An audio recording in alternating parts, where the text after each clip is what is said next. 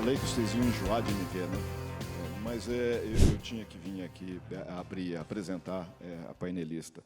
É uma pessoa extremamente competente, qualificada, e que, ao longo de todo esse processo que ela está na FIM é um nome novo da CNF, né? Ao longo desse período todo, tem conduzido diversos assuntos, temas importantes para a nossa indústria, que começam lá atrás, na reforma tributária, passam pelo refinanciamento de dívidas que está em discussão. Ela é a atual diretora-presidente da FIM, e vocês vão ver que é uma pessoa extremamente competente e qualificada, que a gente, na CNF, na FIM, conseguiu contratar. Então, eu queria apresentar para vocês a Cristiana Coelho, a diretora-presidente da FIM.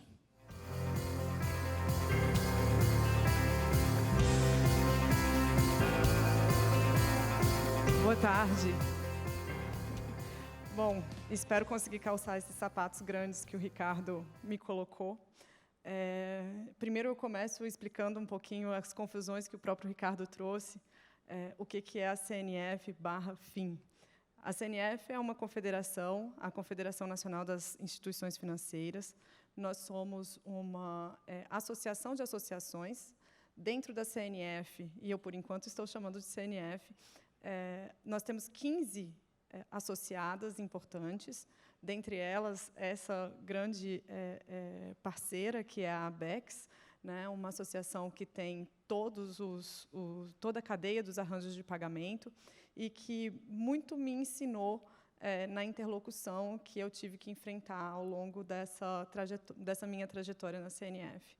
Eu entro na confederação enquanto ela ainda chamava assim, a CNF, para que a gente entenda um pouquinho o que é a CNF. Assim, eu acho que o jeito mais fácil, quando me perguntam, inclusive em Brasília, a CNF é uma confederação que indica, por exemplo, conselheiros para o CARF, assim como a CNI, a CNA.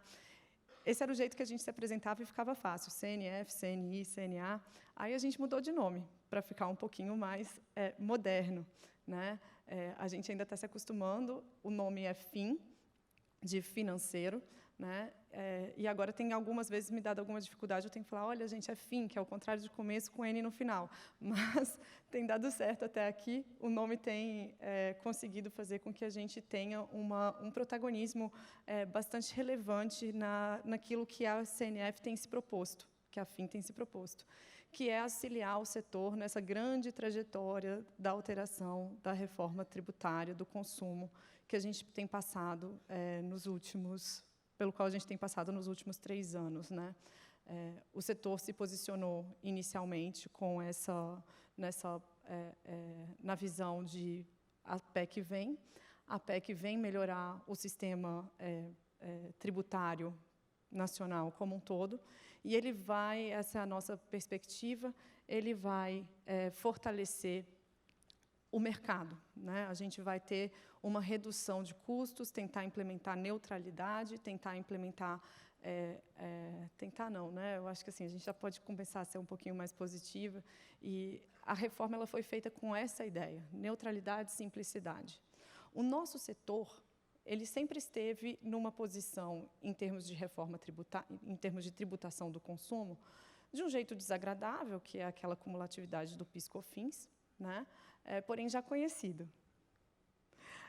Não posso deixar aqui de registrar, gente, o Takeyama é um grande parceiro da FIM, ele está junto com a gente, e a ABEX aqui, todas as vezes que eu preciso, está junto no Takeyama, no Ricardo também, mas o Takeyama está todos os dias ali, estou sempre ligando para ele. E qualquer coisa que eu falar aqui for mentira, ele vai logo denunciar-me, podem perguntar. Mas o setor sempre esteve com essa preocupação de estar junto da reforma tributária como uma solução de país, né? Eu acho que a nossa posição enquanto confederação, uma instituição que está ali sempre fazendo a interlocução com o Poder Judiciário, Poder Legislativo, Poder Executivo, é tentar fazer esse diagnóstico, né? O que faz bem para além do nosso setor.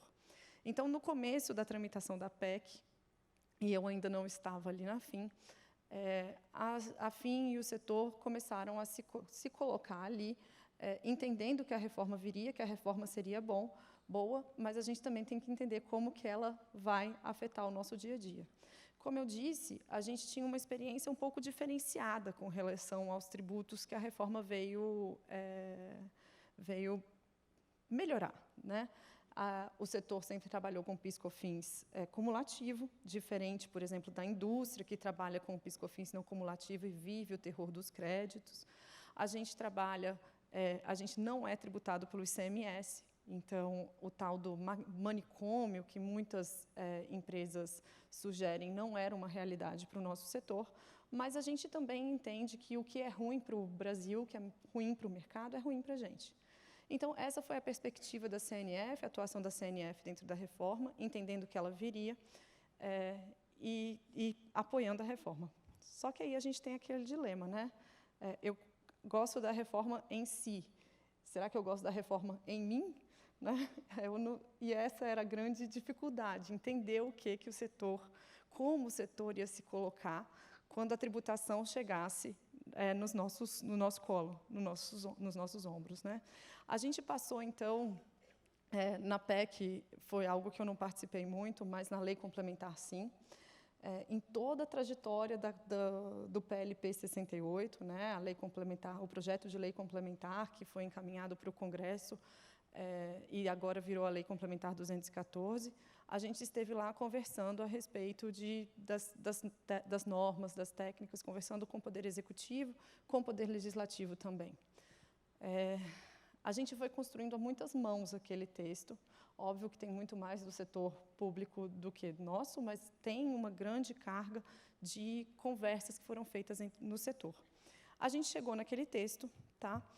E texto aprovado. Tivemos mais uma etapa legislativa importante para trabalhar, que foi a etapa da lei que implementou o comitê gestor, certo? A etapa da implementação do comitê gestor, que veio a ser a lei complementar 217, 17 ou 20,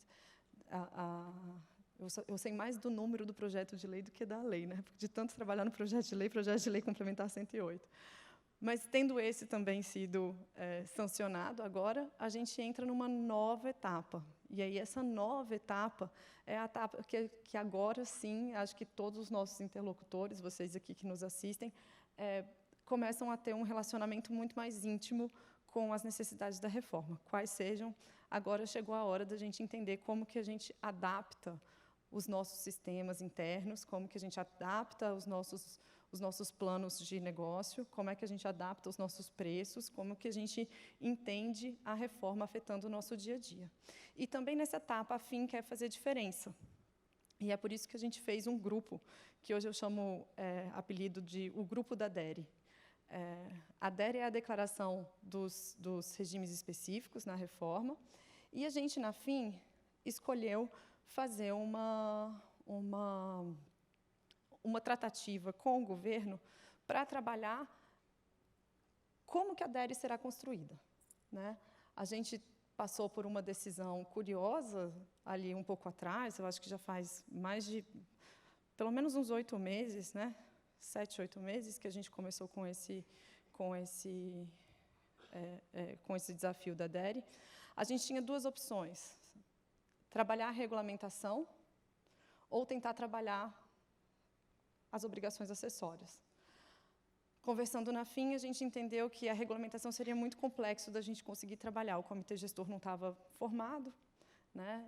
Não sei se todos aqui já observaram que a gente vai ter também esse desafio, esse tal desse comitê gestor, um novo órgão que está sendo criado, no qual temos a representação dos estados, das secretarias de Estado, né?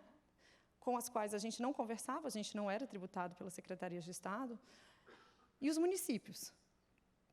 A gente tinha relativa proximidade com os municípios que a gente paga ISS, geralmente município de São Paulo. Então, agora a gente está tendo uma nova configuração, né? E conversar com todo esse amálgama aqui no trabalho regulamentação estava muito complexo. A gente não sabia qual opinião ia ser acatada. Agora, conversar. Uma coisa que o governo está tendo que fazer, que é igual à nossa, adaptar os sistemas. E foi ali que a gente escolheu conversar. e hoje me parece uma decisão bastante acertada. A gente tem sentado com o governo periodicamente, todas as semanas, para falar a verdade, construindo aquele sistema que vai ser a nossa obrigação acessória, a chamada DERE, né? A gente tem o regime geral, que está sendo construído, vocês devem estar vendo as novas notas fiscais eletrônicas, os campos das notas, né? Vocês devem estar ouvindo sobre isso. Agora, o nosso mundo não é o mundo das notas fiscais, que é o mundo do regime geral, né? O nosso mundo é o mundo do regime específico. É o regime que a gente tem tratamentos diferenciados para a forma de declaração. Nesse mundo, a gente não conta com nota fiscal, justamente porque o nosso setor trabalha na margem, né? Nós somos remunerados na margem, e tributar na margem impede a emissão de nota a nota, certo? Então, a gente precisou criar um documento diferenciado. Ele tem alguma coisa parecida com as declarações que são feitas hoje para os municípios, né? De declaração mas a DERE, e agora a gente vai ter essa substituição pela DERE. A DERE vai funcionar para o nosso setor todo, o setor financeiro, vai funcionar para o setor de seguros, vai funcionar para o setor de consórcio, e é isso que a gente tem debatido continuadamente com o governo. Tá? O que a gente tem de diferença dentro desse regime específico que vai ser absorvido pela DERE? A gente tem aqui uma tributação no nosso caso, o serviço financeiro. Vocês devem estar vendo aqui todas as diferenças de ter regime específico. Algumas coisas aqui não são exatamente um regime específico, mas uma alíquota reduzida. O nosso é um regime específico mesmo, tudo diferente. A gente não tem apuração por débito e crédito, a gente tem apuração por margem. A nossa alíquota é diferenciada, mas essa não é a principal característica. Então, tudo que está ali de regime específico, a gente passa a trabalhar com apuração de débito tributário a partir da declaração de regimes específicos. Essa é apelidada, portanto, de DERE.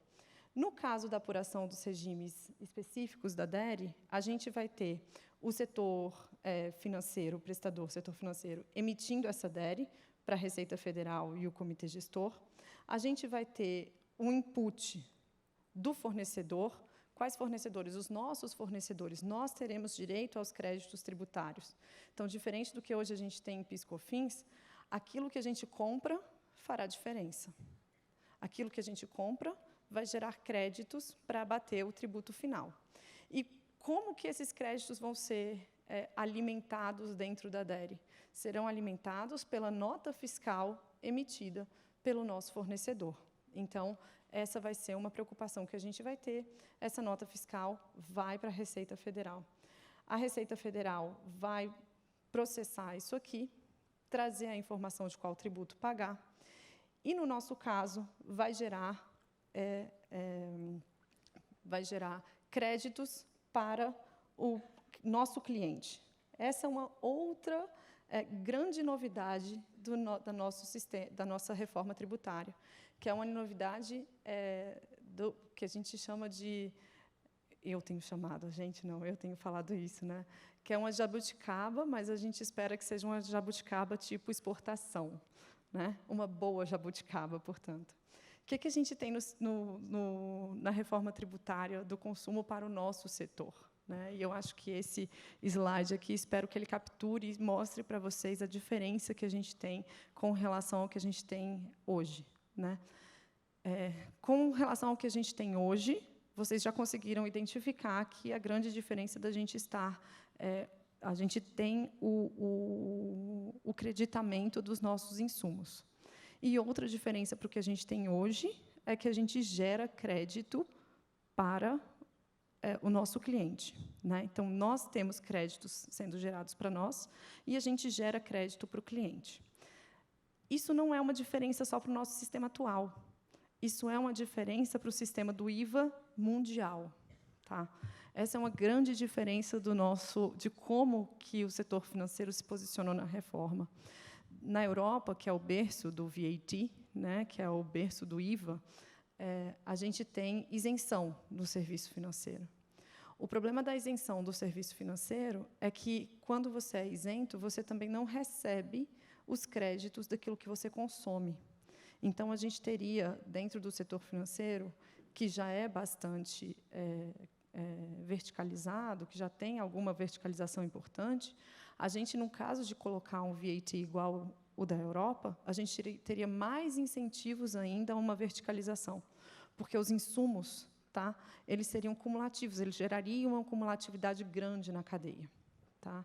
Então, esse é um dos grandes problemas que a Europa atravessa hoje e que tem sido motivo de discussão perene para a modificação no sistema europeu. A Nova Zelândia tentou consertar isso, colocando uma alíquota zero somente para as transações feitas B2B. E o que aconteceu? Na Nova Zelândia, a gente tem uma arbitragem muito grande para todo mundo virar empresa e receber alíquota zero, principalmente pelos bancos, justamente porque o seu crédito, daquilo que você consome como insumo, só pode ser retirado da sua base se ele tiver conexão com a sua prestação de serviço para o B2B. Então, o sistema começou a ficar muito complexo. No nosso caso aqui, o desenho que estamos testando, e que aqui testando a muitas mãos, porque veio do governo, mas nós também temos tido essa conversa interna sobre como vamos colocar, é uma jabuticaba.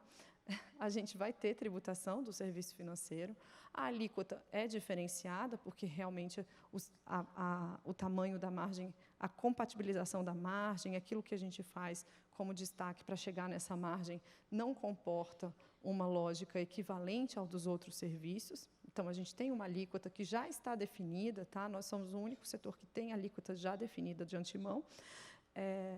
Mas a gente, apesar de ter essa tributação, o governo, né, o legislador, houve por bem prever também o crédito para o nosso cliente, certo?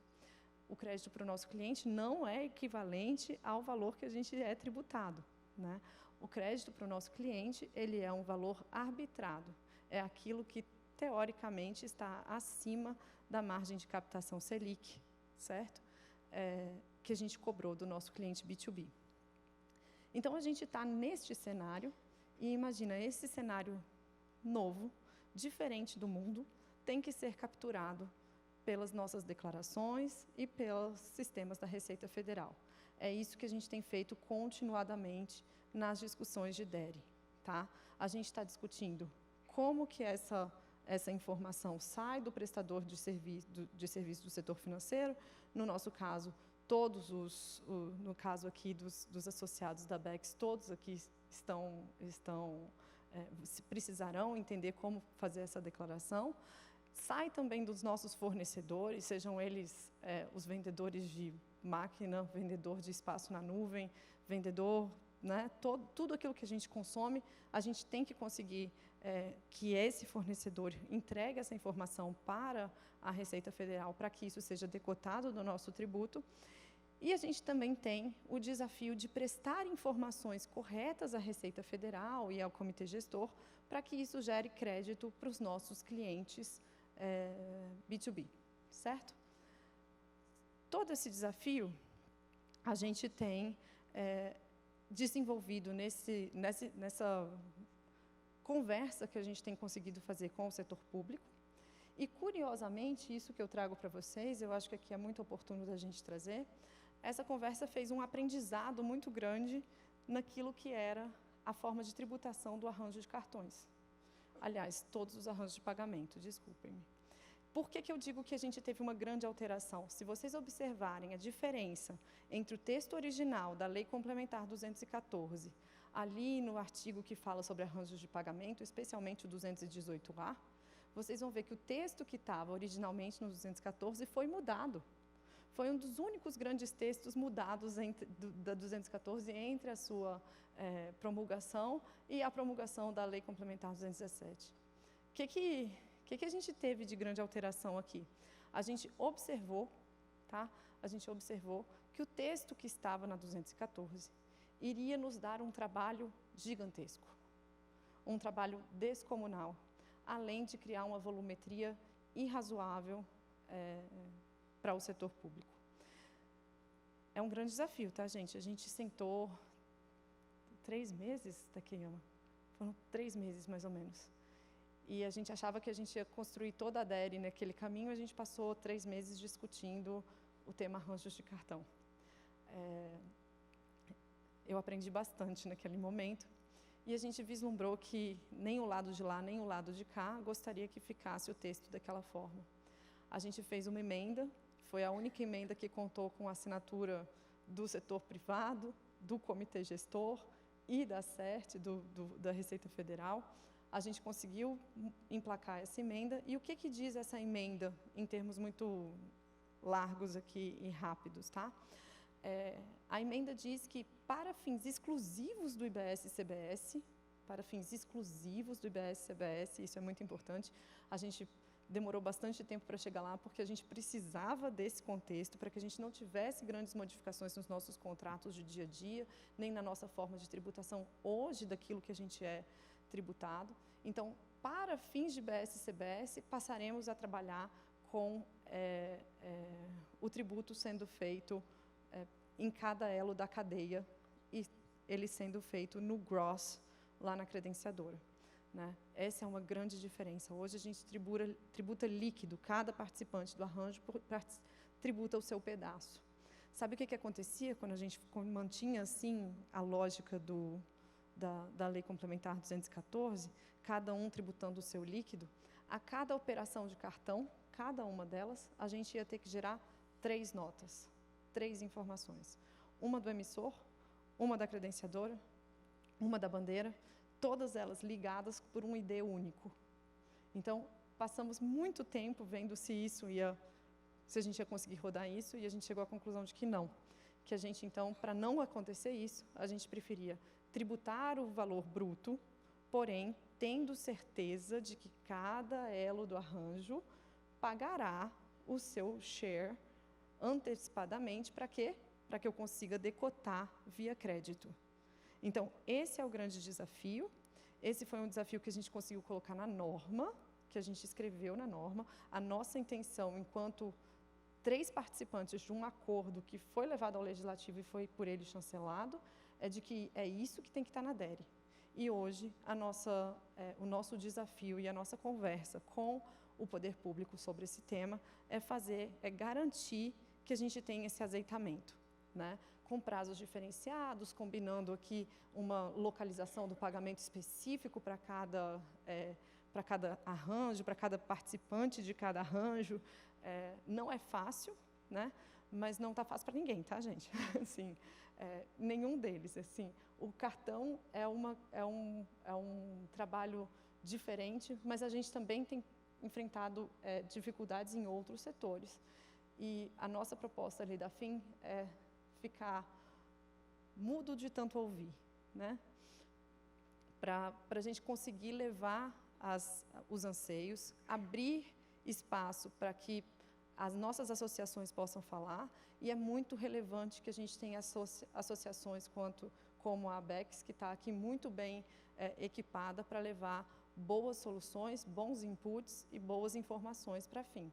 Sem as informações, né, capitaneadas, é um grande filtro, e é um organismo vivo que a gente precisa para a gente chegar num bom desenho. Eu conto com as associações, e tenho certeza que as associações contam com as participações de vocês. A gente está nesse ponto aqui, dentro das discussões da DERE, né? A gente já teve algumas rusgas, né? De vez em quando alguém fala assim, não, eu vou aplicar o regime geral para vocês. E aí a gente fala, tá bom, mas está escrito na lei outra coisa. Aí todo mundo volta e fala, tá bom, ontem eu me exaltei, hoje eu voltei. A gente vai trabalhar no texto da norma.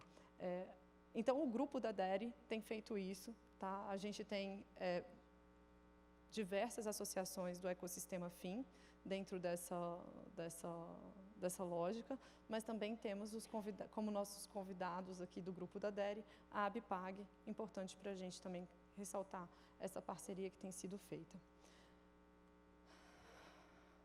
Aqui estão as alterações, tá? A redação original da 214, eu estava falando o número errado, tá vendo? Não é 217, é 227. E a redação nova do 227, lá no 218A. Eu também não poderia deixar de falar do split payment, né? Eu tenho entendido, em tom de brincadeira aqui, que é um tema que me parece que está sexy, porque toda vez que alguém fala split payment, é o que dá a lead, né? A gente vai para reuniões, por exemplo, reuniões com o comitê gestor, falas do comitê gestor no Jota, os secretários de Fazenda podem falar sobre todas as diferentes questões que existem na reforma. O que dá a lead é o tal do split payment, né? E, particularmente para o nosso setor, o split payment é muito sensível, né? Nós fomos convocados na lei complementar, né, e não convidados a fazer esse grande desafio, que também é uma jabuticaba, né? Não temos esse mecanismo em nenhum outro lugar do mundo do jeito ambicioso que consta na nossa lei complementar. Em todos os outros lugares do mundo, o que a gente tem de split payment é muito localizado. Por exemplo, na Itália, o split payment significa a divisão do pagamento daquilo que é um pagamento feito pelo poder público aos seus fornecedores. Aí está fácil, né? Porque é o seguinte, o que ele está fazendo, na verdade? Pagando o líquido, porque o resto vai ficar no bolso dele. Chamar isso de split payment é um pouco ousado. Não é isso que a gente está olhando na nossa legislação. A nossa legislação não faz o split payment para um único setor, como é na Itália. Na Polônia, a gente tem contas diferentes também, para alguns setores específicos. Aqui no Brasil, a gente teve o desafio de fazer a ambição da lei é um split payment em todas as transações comerciais. É isso que está na lei, né? Mas entre a lei e aquilo que a gente consegue fazer, tem uma distância enorme. Então, como fim, a gente sempre entrou nesse tema de uma forma muito lúcida, né? Se alguém aqui um dia falar para que eu tenho que fazer um duplo split carpado aqui nesse palco, eu vou falar, tá bom, pode esperar aí, daqui 10 anos, pode ser que eu tenha conseguido, ou pode ser que eu tenha ficado velho o suficiente para ser impossível, né? Então, não vou conseguir fazer o duplo twist carpado, mas talvez uma estrelinha, se eu treinar bastante, saia. Pode sair feia, pode sair torta, mas certamente vai ser qualificada como uma estrelinha. A mesma coisa acontece aqui no split payment. A gente entrou no projeto imbuído da mesma sensação que eu contei para vocês no começo. A ideia somos favoráveis à reforma, aquilo que for importante para a reforma, o sistema financeiro tentará entregar. Aquilo que parecer relevante para que a gente saia da nossa estagnação tributária, do problema tributário com o qual a gente convive, será importante para o setor financeiro. Então, o setor financeiro entrou, entendendo o desafio, mas também topando estudar esse desafio, colocar de uma forma concreta. Se a gente não vai conseguir fazer, pelo menos que falemos porque não conseguiremos, certo? Então, o desafio do split payment, gente, começou antes da Lei Complementar 214 ser sancionada. A gente começa com o grupo do split payment na FIM em agosto ou setembro de 2024. Isso é anterior à promulgação da lei complementar.